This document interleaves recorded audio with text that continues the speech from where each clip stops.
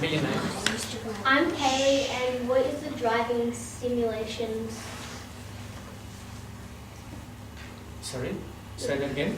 The driving strategy. Hang on, I think we lost Ben. Can you do, so say that a bit louder. What are you looking What's at? the driving strategy? What's the driving strategy? Yeah. Like the ultimate goal? Yeah. Yep. The ultimate goal. So essentially what we do is we show up every day and all the scientists say, let's go to that rock. And then another scientist says, no, let's go to that rock over there. That's a cool rock. And then another scientist says, no, let's go way down over there to that valley. And the scientists all talk about what do they want to do that day. And then they have to decide, and then they basically tell us. And then it's our job just to make sure the rover safely gets to whatever rock they choose to go look at. So we are driving every day based upon what the scientists want to go see and what they want to do. So really, I kind of consider myself just a taxi driver. I just take the scientists wherever they want to go.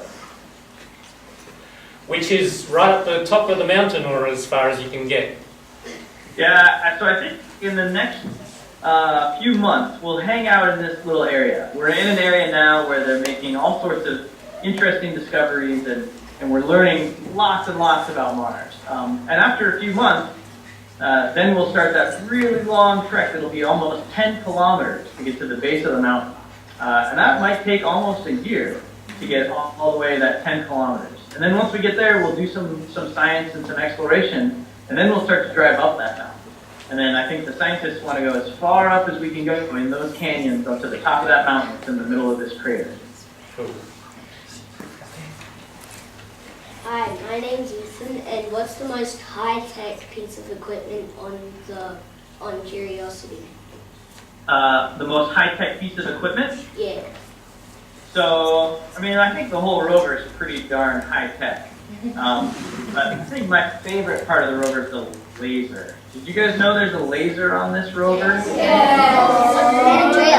Cool, huh? So the rover can stand there and it can shoot a laser at all these rocks.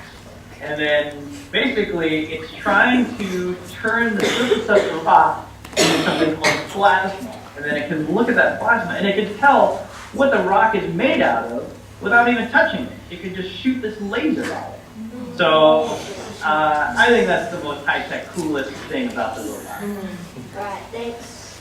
I'm pretty sure, Matt, that you could double NASA's funding just with advertising for product placement of using the laser to write company names on rocks Right. on Mars. Somehow I think NASA's against that, but it's a great idea. Well, if you feel like carving my name on a rock, I won't be too offended. Well, I know me and my kids' names are up there on Curiosity on that computer chip already. Really? Yeah, yep, right. Come here. Cool. Jackson. This is my son Jackson. Hey, Jackson. Could Curiosity's laser kill a human? Say that again, Jackson. Could Curiosity's laser kill a human? Could Curiosity's laser kill a person? Yeah. It could make you blind. I don't know if it could kill you, but it's a pretty powerful laser.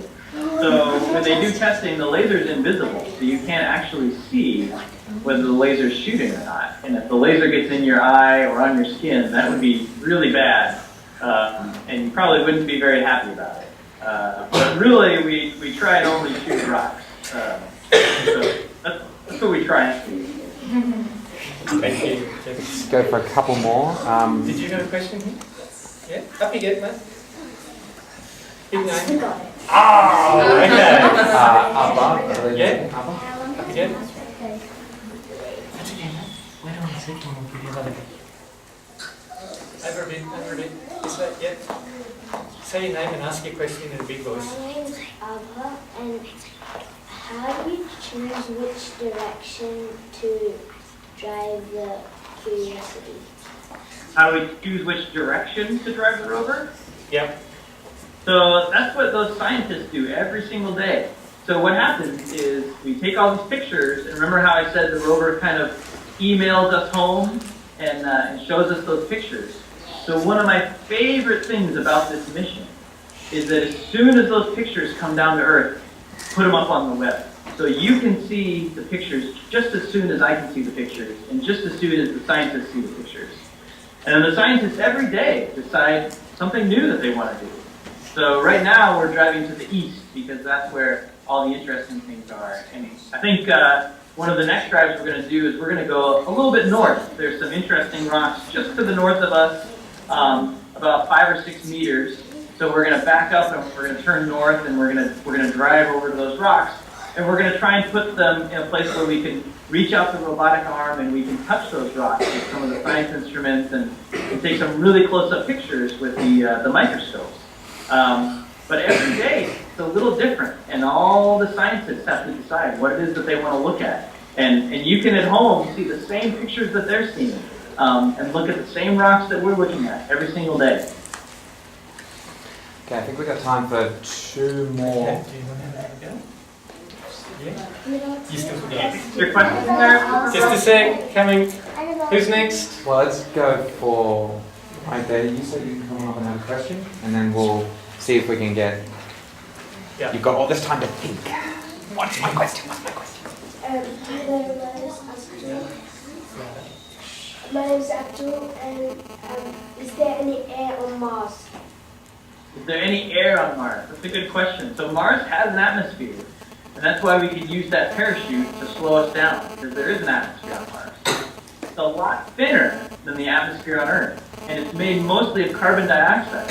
So people can't breathe up on Mars, but there is a little bit of an atmosphere, but not necessarily air.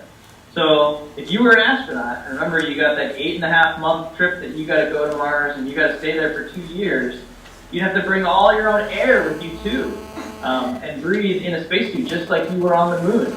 So it's a little hard for astronauts, because we can't really just breathe the same atmosphere on Mars. We have to take it with us. Thank you. Last question. Eeny, meeny, miny.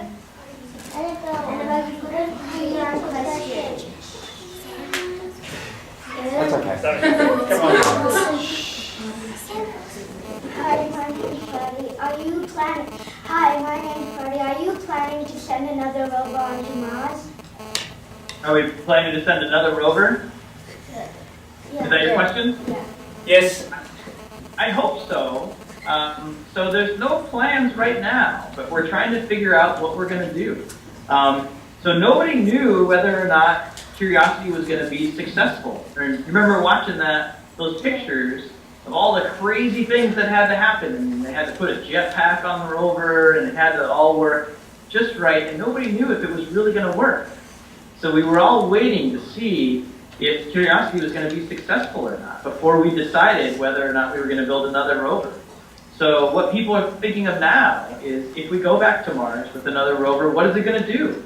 And if you were going to grow up to be an engineer or a scientist, one of the things that you would get to think about is, well, is there a different way that we should explore Mars? Should we send balloons? Should we send walking robots instead of driving robots? Should we send things that can tunnel underground? So we're still trying to decide what are all the different ways that we want to explore Mars. So hopefully we'll send more robots, but we don't know what that robot's going to be yet. We're still trying to figure that out. Thank you. Excellent. Matt, that's a very good segue into careers and how you get into your sort of work. The school here actually has an introductory robotics class starting next year. Can you tell us a little bit about how you got into your line of work and what all these guys can do if they want to either work on space missions or maybe go to space themselves? Yeah, so that's a great question. I think there's a lot of people here at NASA that love exploring space. But for me, what I really love is robots. And I love robots that vacuum your floors and robots that drive on other planets and robots that help do surgery. When I was in school, that's actually what I studied, was how do we have robots help doctors do surgery. And there's lots of great things that robots can do. And people who build robots are engineers. So you can be a mechanical engineer, you can be an electrical engineer, or you can be a software engineer. So you can either make the rover have wheels, you can make the rover have batteries and power, you can make the rover have smarts so that it can decide what it wants to do. And studying some of those fields will help you be able to do lots of great things. So whether or not you want to build robots that go to space, or whether you want to build robots, cars that drive by themselves here on Earth, they're all great things that you can do. So I would say studying engineering, studying science, any one of those things will help you have a great career where you can do really lots of amazing things.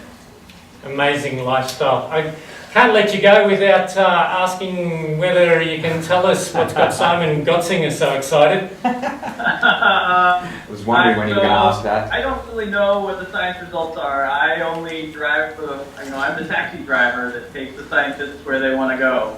Yeah. But I'm sure you'll be hearing lots of new announcements, and just remember that they're geologists and they're trying hard to understand the results and be very thorough before they make any announcements. So I don't know when they're going to make any announcements. But soon enough, they'll tell us. And a fair thing that is too. Matt, that's been wonderful for you to join us here in Australia for this class today. Thank you very much. And classes, can you all thank Mr. Heverly? Thank you, Mr. Heverly. You guys had great questions. Thank you so much for following along with our mission. Thanks for caring about curiosity on the surface of Mars, and I hope that you guys keep asking questions about things that you don't know about. What's out there? How can I discover something new? And keep looking for how to learn new things every single day. Thank you guys very much for having me. Thanks, Matt. See ya. Bye. Bye.